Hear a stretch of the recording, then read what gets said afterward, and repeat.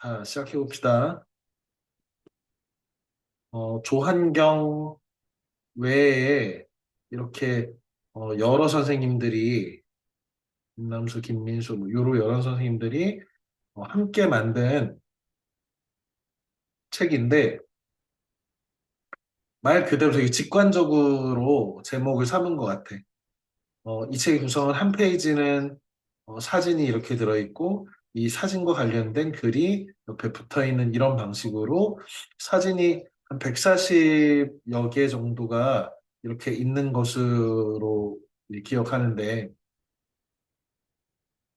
지금 이분들이 대부분이 지금 그 너희들 중고등학교에서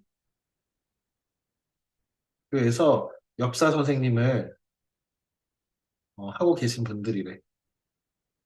그리고 역사 교과서를 집필한 이 편찬한 그 분들이기도 해서 실제 너희가 쓰는 역사 교과서들 있잖아. 중고등학교에서 배우는 역사 한국사 교과서나 이런 것들을 실제로 집필한 경험이 있으신 분들이 함께 모여서 우리가 흥미 있을 만한 그리고 되게 다시 한번 곱씹어 보아야 할 만한 자료들을 제시하고 그 자료를 바탕으로 이렇게 글을 남겨놓은 어, 선생님이 볼 때 너무 잘 만든 책이거든. 선생님도 전에 이게 한컷 한국사라는 책이 여러분들이 이 책 너무 잘 만들고 좋은 책이라고 해서 어, 꼭 읽어봐야지라고 생각하다가 작년에 읽은 기억이 나는데 역시 명불허전이다. 이름은 헛되이 전해지지 아니한다. 라고 하는 이런 생각들을 몇 페이지 읽으면서 야 진짜 잘 만든 책이다. 이런 책은 책값이 하나도 안 아깝다. 이런 생각을 했습니다. 글도 굉장히 훌륭하고 특히 선생님이 생각할 때는 이게 역사적 사례가 되게 많잖아. 그런데 이 선생님들이 함께 모여가지고 교실에서 교과서로 가르치는 것 말고, 실감나는 어떤 그런 그 그림 자료를 이용해서 이 그림에 얽힌 이야기를 통해서, 우리의 역사를 이렇게 잘 알려줄 수 있는 방법은 없을까라고 하는 그런 굉장히 고민이 많이 담겨 있는 결과물이라는 흔적이 여기저기에서 많이 보여서, 선생님은 이 책을 어, 특히 이제 너희가 이제 올해 내년 이렇게 해서 뭐 역사도 공부하고 한국사도 공부하고 해야 되는데 우리는 왜 역사를 공부하고 역사 안에서 어떤 것을 배우고자 하는가 이런 것들을 좀 그 상기할 수 있는 뭐 생각해 볼 수 있는 그런 책이라고 생각해서 선정을 했습니다. 이번 주, 다음 주에 걸쳐서 이 책들을 이렇게 재미있게 한두 페이지를 계속해서 읽어 나가다 보면 최종적으로 전체 한국사를 한국의 고대사부터 구석기 시대의 역사부터 최근의 현대의 현대사까지 이렇게 관통하는 전체의 흐름이 잘 이어지는 책이야. 그래서 어, 아직 책을 못 구해서 못 구한 친구들도 부지런히 좀 구해서 인터넷에서 솔직히 그냥 인터넷에서 오늘 지금 주문을 하면 내일 저녁 때까지는 집에 도착하거든, 책이. 어, 책만큼 진짜 빨리 도착하는 인터넷 쇼핑이 없어. 그래서 어, 도서관에서 구할 수 있는 친구들은 빨리 구하고 아니다 싶으면 빨리빨리 한 권 사가지고 여러 차례 봐서 어, 책값 아깝지 않게 이렇게 하기 바랍니다. 음. 이 책의 목차를 먼저 이렇게 좀 올려놓은 이유는 지금 좀 전까지 수업을 시작하면서 어, 지금 각 학생들한테 가장 인상 깊은 한 컷 사진은 어떤 것이냐라고 해서 우리 예준이는 고인이 없는 고인돌 편에 이 고인이 어, 옛날 사람이라고 했지만 얘는 한자가 아니고 이렇게 돌을 보여놨다고. 이렇게 고인돌이라고. 문예준아, 이, 알겠냐? 이, 음, 어, 그래서 이 수업들을 뭐 너무 이렇게 다양한 내용들이 이렇게 있어서 어떤 것들을 다룰까? 선생님이 일단은 전체 사장으로 돼 있는 요것들 중에 오늘은 이 2장까지 조선시대 개항기까지의 내용을 어, 읽어오라고 했잖아. 그래서 다음 주에는 나머지 3, 4파트 여기까지 읽고 의미 있는 내용들을 좀 찾아보자. 어, 재미있었던 거 발표해보자 이런 것들을 또 할 텐데 어쨌든 이 부분에서 그러면 선생님이 되게 의미 있고 재미있게 읽었던 부분들을 좀 소개하면 어떨까라고 생각해서 수업 자료를 준비를 했습니다. 먼저 어, 열 번째, 이 책 열 번째에 있는 내용인데, 나무꾼이 알려준 백제의 미소, 서산의 용현리, 마의, 열의 삼존. 이 마애라는 게 뭐냐면, 애가 벼랑이란 뜻이거든. 벼랑은 절벽이지. 절벽에 마는 깎았다 이런 거야. 그냥 이렇게 절벽을 깎아서 만든 열애는 우리 석가열애라고 하지만 부처님이야. 깨달은 자. 삼조는 한 명, 두 명, 세 명 이렇게. 서산 용현리 용현리 마의 삼존상 요거 직접 본 친구 있나? 백승호, 네, 승호야, 너 이거 서산에 용현리의 마의 열의 삼존상 본 적 있어? 네, 직접 가서 봤어? 네. 어, 언제 갔어? 작년에 갔어요. 작년에? 맞아. 선생님도 여기 작년에 가봤거든? 어, 왠지 승호가 가봤을 것 같아서 선생님이 찍었는데 맞췄다, 야. 음. 이렇게 산길 이렇게 따라가서 이렇게 계단 올라가면은 산 중턱쯤에 이렇게 있더라고. 선생님도 너무 재밌어가지고 어, 한번 직접 가서 봐야지라고 했는데 서산이니까 여기서 별로 멀지 않거든. 어, 홍성에 내려온 김에 홍성 혹은 이 충청남도의 문화재들을 좀 살펴봐야지 하고서 여러 군데를 선생님 다니고 있는데 그 작년에 갔던 여러 이 문화재 중에 가장 인상 깊은 문화재 중에 하나가 바로 이 서산 용현리의 마의 삼전 열의 삼존상인데 어, 이게 나무꾼이 알려준 백제의 미소라고 하는 게 무슨 말인가 이렇게 생각하고 읽었는데 엄청 재미있더라고. 본문 내용을 잠깐 봅시다. 1959년 충청도 서산 용현리에 당시 국립부여박물관장이 지나가다가 나무꾼이 얘기를 들려줬대. 아니 저기 인바위에 가면 환하게 웃는 신령님이 한 분 계시는데요. 이렇게 웃고 있는 산신령. 그 옆에는 본마누라. 그 옆에는 작은 마누라. 한마디로 뭐야? 첩이지, 첩. 있는데요.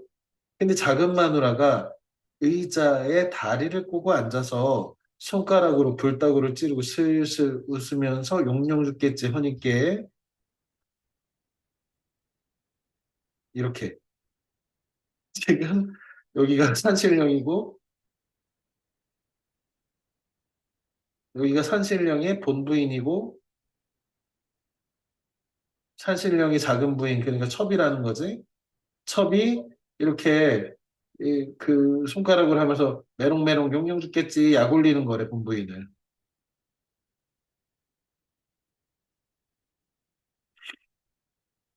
했더니 본 마누라가 짱또를 쥐어 박으려고 벼르고 있구만요. 짱또를 쥐어 박으려고 돌로 여기 이 짱돌로 이 첩, 안 그래도 미운 이 첩을 쥐어 박으려고 이렇게 하고 있는 상이 있다. 하고 누구한테 박물관장님한테 이렇게 얘기를 해줬다는 거예요.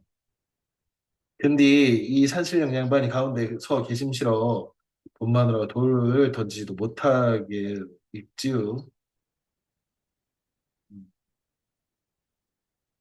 이 이야기의 주인공이 삼존상이래. 아, 이게 너무 재밌는 거야. 그러니까 어, 가운데는 이제 석가모니 부처님이고 좌우에는 어, 과거의 부처님, 미래의 부처님 이런 식으로 세 명의 부처님이 다 이렇게 웃고 있는 장면인데 이것을 이 나무꾼 아저씨가 저기 가면에 가면 이런 걸 누가 새겨놨다고. 그러니까 어떤 모습이라고 하는 것이 그 사람의 세계관 안에서 이 불교에 대해서 익숙하고 부처님의 그림이나 이런 것에 대해서 익숙한 사람이 맞다면 부처님 세 분이 있어요라고 설명하겠지만 이 나무꾼 아저씨는 이 불교하고 상관 있는 그런 사람이 아니었나 봐. 그런데 일상적으로 서로 질투하는 사람들 아니면 뭐 예전에는 이제 축첩제도라고 해서 이렇게 첩을 두고 살고 그럼 첩을 둔다면 이 두 여자가 이 서로 이렇게 질투도 하고 투기도 하고 하는 그런 익숙한 장면들로 자기가 그 펼쳐져 있는 이 부처님의 상을 이렇게 해석한 거지. 이런 그림이라고. 그런데 너무 해학적으로 잘그 이야기를 만들어냈잖아. 한쪽에서 용용 죽겠지 그랬더니 돈 마누라가 짱돌을 이렇게 쥐고서 쥐어 박으려고 하는데 신령님이 있어서 산신령님이 있어서 못한다고.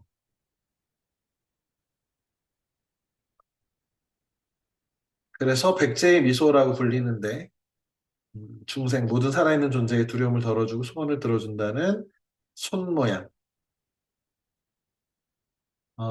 이게 손가춤이라고 하는데 지금 부처님이 이렇게 이쪽 손 모양, 뭐 이쪽 손 모양 이렇게 위아래로 이렇게 놓는 것을 이제 손가춤이라고 하는데 이런 것들도 다 어떤 메시지가 있는 거야. 시무회 여원인 이렇게 해서 어, 두려움을 없애준다 이런 뜻이. 음,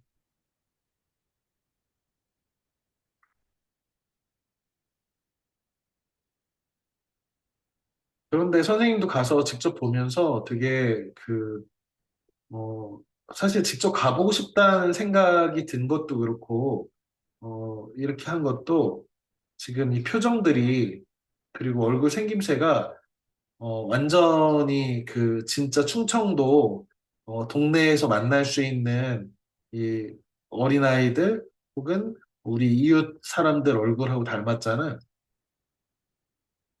그래서 부처님의 국적으로 얘기하자면 어, 인도 사람이고 저기 그 인도나 네팔 뭐 이쪽 사람이니까 우리랑 생김새가 전혀 다른데 어, 그 부처님을 형상화한 사람들이 바로 우리의 백제 사람들, 우리 충청도, 전라도, 이 서울, 경기 일대의 사람들이어서 그냥 우리나라 사람들 얼굴처럼 마치 친구들 얼굴처럼 이렇게 환하게 웃고 있는 어떻게 보면 약간 귀여운 그런 부처님의 얼굴로 형상화해서 아, 역사 속에 있는 백제 사람들의 얼굴을 보려면 이들의 이 여기서 새긴 이 부처님의 얼굴을 보면 백제의 얼굴을 볼 수도 있겠구나. 백제 사람들이 이렇게 환하게 웃고 살았나 보다. 우리 조상들이. 이런 것들을 좀 느낄 수 있었어. 그래서 어, 기회가 되면 여기는 선생님 운전해서 가니까 1시간 안 걸렸던 것 같거든. 기회가 되면 이 산책 삼아서 여기 산 중턱에 있기는 한데 선생님도 그냥 슬리퍼 신고 올라갔다 내려왔거든. 그러니까 크게 뭐 어렵지 않게 산책하다 한다고 생각하고 왔다 올 만한 곳이니까 직접 가서 보면은 되게 어떻게 보면은 되게 좋은 경험일 수 있으니까 기회가 될 때 부모님하고 한번 다녀오기 바랍니다. 유건이 형, 네, 너희 가봤냐? 아니요. 가봐. 네. 음, 아, 음, 이거는 정말 많이들 봤을 텐데 유시은, 시은아, 네, 너 부여에서 요 백제 금동 대학로 본 적 있어? 아니요. 없어? 네. 그래. 올해 안에 백제 박물관에 가면 이 금동 대학로가 전시돼 있거든. 음, 여기 엄청 핫해 요즘. 외국인들도 많이 보러 오고 이것도 캐대헌의 영향 때문인 것 같기는 한데 어쨌든 어, 꼭 가보기 바랍니다. 네. 음, 이게 지금 발굴되던 당시의 사진이라는데 음, 사실 선생님이 이거를 본 거는 선생님도 어렸을 때 백제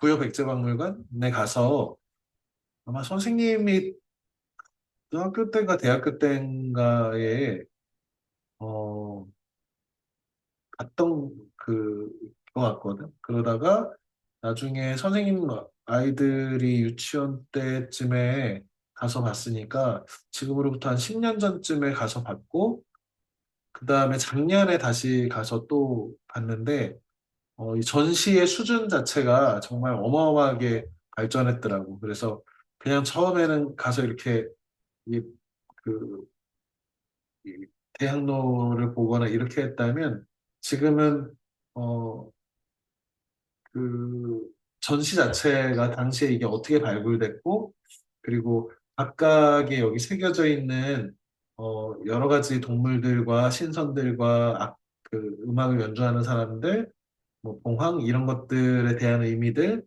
그 다음에 여기가 향로니까 이게 향로니까 실제 향이 어떻게 피어 올랐을지를 이렇게 영상으로 해서 만들어 놓기도 하고 그 다음에 요즘 포디라고 하나?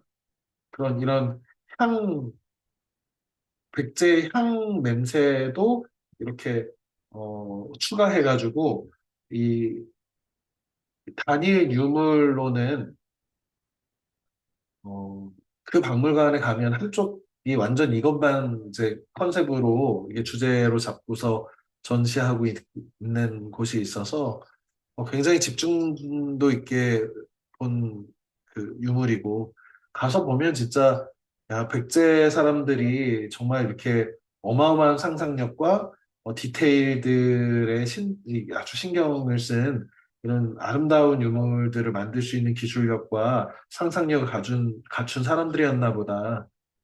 이런 것들을 알 수 있는 정말 귀중한 우리나라의 보물이지. 정말 자랑스러운 보물이지. 그런데 이게 1300년 동안 이렇게 주차장을 만들려고 하다가 땅을 파다가 나온 거라는 거야. 이런 것들이 이 주변에 뭐 어디에 또 뭐가 이렇게 숨겨져 있을지 알 수 없는 거잖아. 보물 지도처럼. 어, 근데 이런 게 발굴이 되고 안 되고가 정말 백제에 대해서 우리가 생각할 수 있는 상상력의 크기는 정말 다른데 이게 어떻게 해서 이렇게 우연히 발견됐을까? 이것도 이 유물의 운명이다. 이런 어, 생각을 할 정도로 아주 훌륭한 유물이야. 정말 이거는 꼭 가서 보기 바랍니다. 선생님도 올해도 다시 가서 보고 싶어. 이것도 보면 부여 능산리에 주차장 만들려고 하다가 기어져 나왔고 그러다가 이렇게 음, 아마 사리를 보관한 용기인 돌로 만든 사리감이 발견되었고 어, 아마도 5세기 후반 백제가 고구려한테 한강유원 뺏기고 왕마저 사로잡혀서 죽게 됐는데 어, 부여로 이제 옮기면서 이 사비라고 하나? 음, 그리고 신라와 연합해서 고구려로부터 한강유원 탈환 그랬다가 다시 진흥한테 뺏기고 이런 음, 그래서 아마도 이 이게 이렇게 귀한 보물이 왜 이런 데서 발견됐을까라고 하면 어, 이런 전쟁 중에 어떤 사람이 이거를 백제의 유물을 훼손되거나 빼앗기지 않고 남겨야겠다라고 하고 이렇게 묻어놓은 것이 우연히 주차장을 만들려다 보니까 나온 그런 어떻게 보면은 되게 우연적인 그런 사건이라고 봐야겠지. 그런데 이것이 진짜 발굴되지 않고 땅속에 묻혀 있었으면 이 얼마나 억울한 일인가를 생각하면 1년에 한 번씩 가서 봐야 된다고 생각합니다. 다음은 선생님은 동학농민운동과 관련된 이 부분도 되게 인상 깊었는데 어, 여기 보면 무명 이름 없는 동학 농민군 이름 없는 동학농민군의 위령탑 영혼을 위로하는 이 그림은 아마 오운의 판화 그림 같고 이렇게 죽창을 들고 이렇게 전진하는 그런 동학농민 운동의 모습을 형상화해 놓은 것 같고 지금 이게 밥이잖아. 그래서 동학농민운동부는 밥이 하늘이다라고 하는 이게 무슨 말이냐면 밥이 하느님이란 뜻이거든. 왜 그러냐면 우리가 밥을 먹고 기운을 내서 이렇게 살 수 있으니까 밥이 하느님이야라고 하는 그 특이한 형태의 글이죠. 음, 음,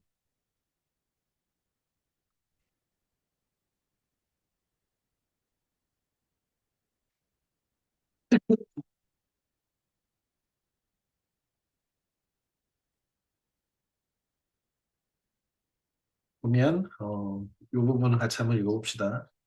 중앙에는 동학농민군 위령탑이라고 받침대가 놓여 있고 어, 네모난 화판에 쓰러진 동료를 감싸고 죽창을 든 농민군의 모습을 새겼다. 주위엔 보조탑에는 이름을 알지 못한 농민군의 얼굴, 무기로 썼던 농기구가 새겨져 있다. 농민들의 얼굴은 동그랗거나 갸름하거나 찡그린 표정, 슬픈 표정 등으로 다채롭다. 이는 농민군의 다양한 삶의 이력을 가진 각양각색의 삶을 보여준다. 거의 땅바닥 가까이 그려진 농민군의 얼굴 사이로 밥그릇도 보인다. 복, 우리 복 받는다 할 때 복이지. 새겨진 밥그릇에 밥이 소복하게 쌓여 있다. 동학은 하얀 쌀밥을 지어 같이 나눠 먹는 것으로 입교식을 했다. 밥이 하늘이다, 사람이 하늘이다 라는 구호는 인간 존엄을 인정하고 양반 상놈, 위아래가 따로 없는 평등한 세상에 대한 영혼을 담고 있다. 그런데 이 그 학교, 이 선생님은 이 위령탑을 보면서 좀 아쉬움이 있었나 봐. 동학 농민군 위령탑은 평등을 지향한 동학 정신을 구현했지만 아쉬움도 있다. 어느 기둥에도 여성, 어린이의 모습이 없다. 동학은 인간 평등을 지향하면서 여성의 생존 조건과 인권을 지키기 위해 청산과부 재혼 허락. 뭐야? 청산과부라고 하는 것은 너무 어린 시절에 결혼하자마자 남편이 죽은 여자를 청산과부라고 하는데, 이 남존 여비, 가부장적 사회 안에서 이 과부의 재혼을 금지하는 그런 문화가 있었거든. 음, 이런 걸 없애자. 어. 농민군 중에 말을 타고 지휘했던 22세 여성 선봉장인 이조이가 있었으며 장성전투에서 정부의 대포에 물을 부은 여성들도 있었다. 우금치 선생님도 작년에 공주의 우금치라고 하는 곳을 다녀왔다 하는데, 이 우금치 전투에서 일본군에 의해서 이 관군이 사실은 이 동학 농민운동군을 막을 능력이 안 되니까 신식 무기로 무장한 기관총으로 무장한 일본군을 불러들여 가지고 우리 동학 농민운동 혁명을 무력으로 이렇게 진압했는데, 우울한 역사지. 남의 군대에 불러들여서 우리 이 어떻게 보면 시대를 앞서간 어떤 농민들의 주장, 모두가 평등한 사회 만들자라고 하는 이 주장을 짓밟은 일이잖아. 근데 이 우금치에 가서 선생님이 그 옆에 기념관도 보고 이렇게 작년에 다녀왔는데, 어, 농민군이 패배하고 죽음을 맞이했을 때 여성과 어린이도 함께였을 거다. 이름을 남기지 못하고 죽어간 농민군을 추모하기 위한 탑인데도 여전히 어른 남성 중심의 사고에 머물러 어른 남자의 얼굴만 새기고 만 것이다라고 하는 위령탑의 한계를 보여주는 거지. 그러니까 이런 조형물이 좀 보완됐으면 더 좋겠다라고 하는 그런 내용에 선생님도 되게 공감했어. 어, 하지만 동학농민혁명, 동학농민군의 뜻은 실제로 실패한 혁명이지만, 어, 나중에 이제 그, 방정환이라고 하는 어린이날 만드신 분도 어떻게 보면 이 동학 계열의 천도교의 어, 그 산물로서 나오신 분이고, 음, 그래서 이 동학 농민 운동이라고 하는, 물론 이제 어, 이 조선 후기에 부조리한 어떤 지배층에 저항한 농민군의 혁명이다, 이렇게 보는 시각과 이 동학이라고 하는 서양의 기독교를 어, 어떻게 보면은 그 대신할 우리 나름의 그 새로운 어떤 정신으로서 이데올로기로서의 동학, 어, 이거 뭐 이런 측면, 양쪽 측면도 각각은 다 이렇게 좀 연구해 볼 필요가 있지만, 되새겨 볼 필요가 있지만, 어쨌든 우리 역사에 아주 슬픈 장면이기도 하고, 또한 하지만 혁명이라고 하는 것이 그냥 이렇게 잊고 좌절하고 패배한 어떤 역사다라고 하기에는 이분들이 남긴 뜻이나 이런 것들이 없어지지 않고 지금까지도 잘 유지되고 있고, 사실은 어떻게 보면 어, 우리 사회구 혁명이라든지 3.1운동이라든지 그 이후에 뭐 5.18이나 6월 항쟁이나 최근에 뭐 이런 그 계엄을 막는 시민의 어떤 모습이나 이런 것들이 사실은 우리가 하늘이고 밥이 하늘이고 우리가 존엄한 존재라는 것. 우리는 함부로 권력자에 의해서 좌지우지될 수 있는 도구 같은 존재가 아니라 나는 내 주인이고 나는 신성한 존재다라고 하는 이런 그 인간 존엄의 동학 정신이 사실은 어, 우리 사회를 어떻게 보면 위기 속에서 지탱하는 힘이라고 생각하거든, 선생님 개인적으로는. 기회가 되면 어, 이런 유적지를 좀 가서 이런 것들도 보고 도학과 관련된 책, 뭐 녹두장군 전봉준이라든지 아니면은 추운 최재훈과 관련된 책을 좀 읽어보는 것도 권합니다. 선생님이 마지막으로 소개하고 싶은 그림인데 일단 너무 귀엽게 그려놓은 것 같아. 지금 이거는 이렇게 읽어야지. 발, 산, 모, 양. 이 아저씨는 M자 탈모가 진행되고 있는데 이 아저씨도 탈모가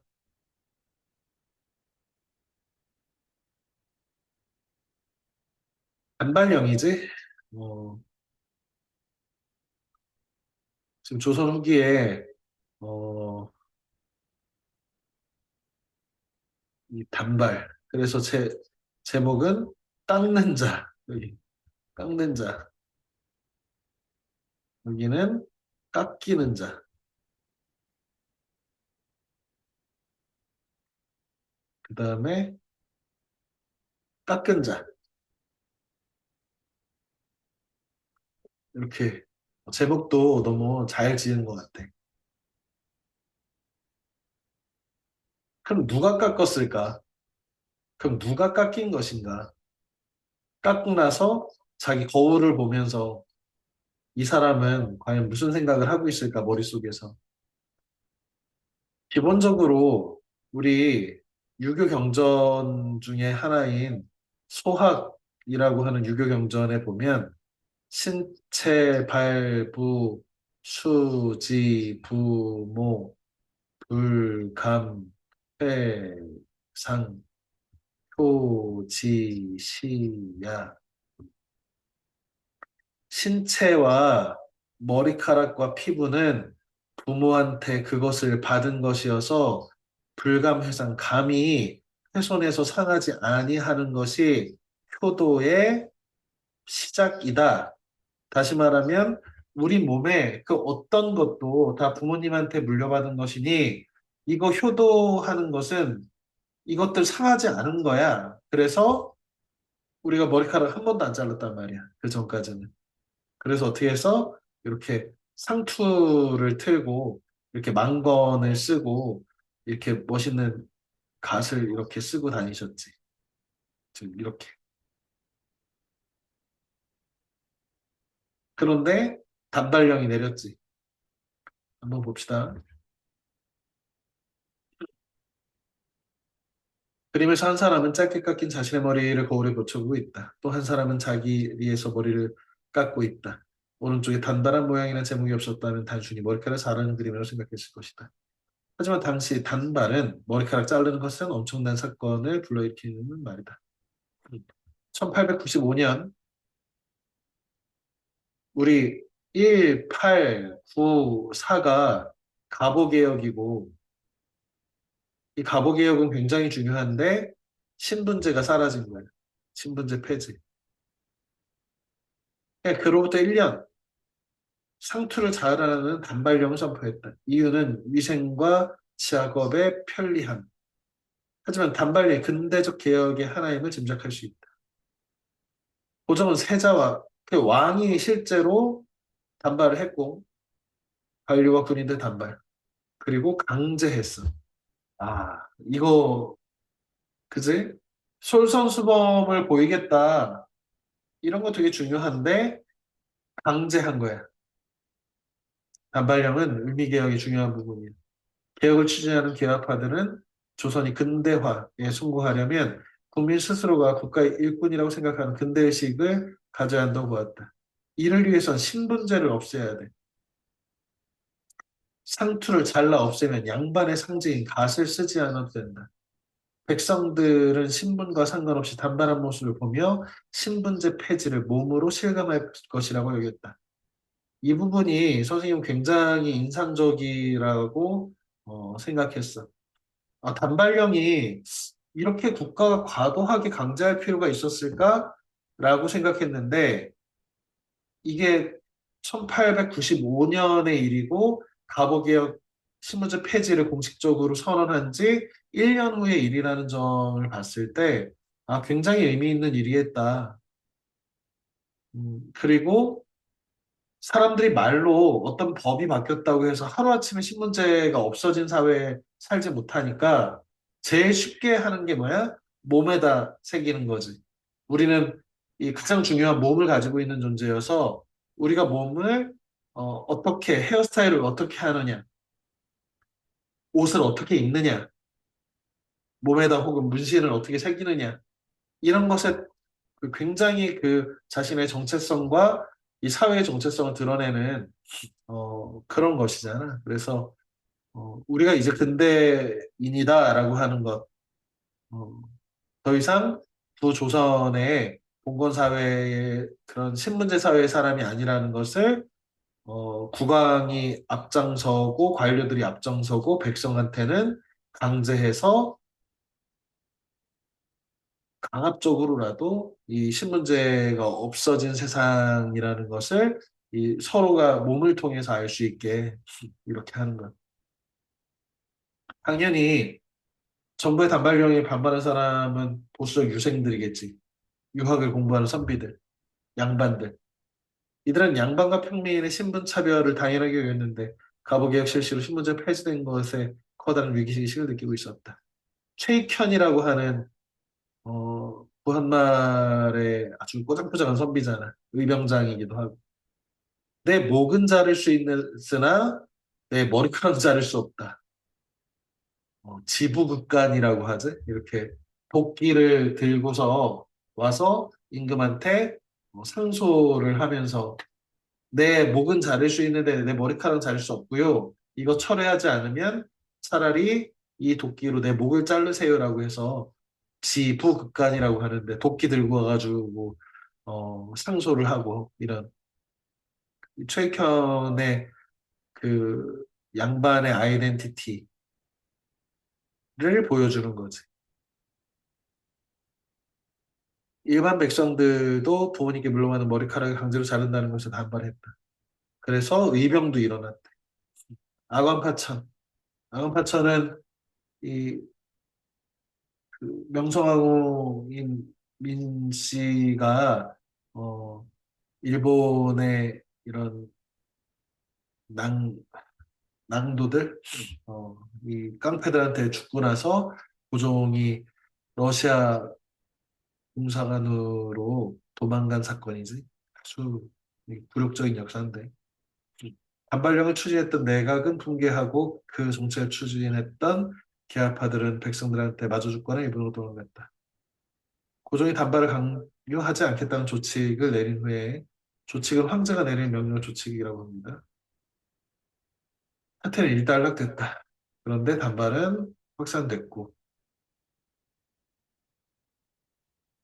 우리들은 머리를 깎고 양복을 입는 것을 집을 고친 후 새로 도배와 장판을 하는 것 같다고 비유하였는데 그러나 도배와 장판은 언제든지 해야 할 것인즉 다른 일이 다 된 후에 했더라면 좋았겠지만 그렇게 못 되었으니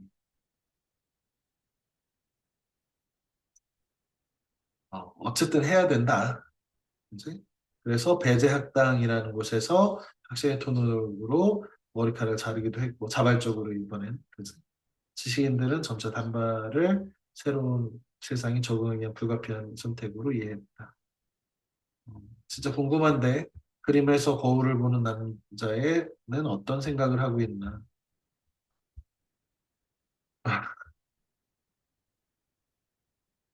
너희가 이런 상태에 어, 기회가 있을지 모르겠는데 뭐 대체로 이런 그 현타 머리 깎고 현타 오는 것은 남학생들 군대 갈 때 그 논산훈련소에서 이렇게 머리 깎고서 어색해진 짧은 머리를 이렇게 자기 모습을 보면서 이렇게 현타가 오는 그 표정이 이 표정과 좀 유사한 표정일 수는 있겠습니다. 재밌는 그림이죠. 의미도 있고. 자, 다음 시간에는 지금 전체의 2분의 1을 읽고서 아까 선생님하고 가장 인상 깊었던 부분 하나씩 소개하는 것들을 했는데 나머지 전체 4장 중에 3장하고 4장 내용들을 읽고 이 책 중에 가장 인상 깊은 부분을 정하고 선정 이유를 잘 준비를 해서 다음 시간 준비를 하고요. 그 다음에 다음 책은 그 노벨문학상을 탄 하이니 웰이라는 작가의 독일 작가지 카탈리나 블룸의 잃어버린 명예라는 책인데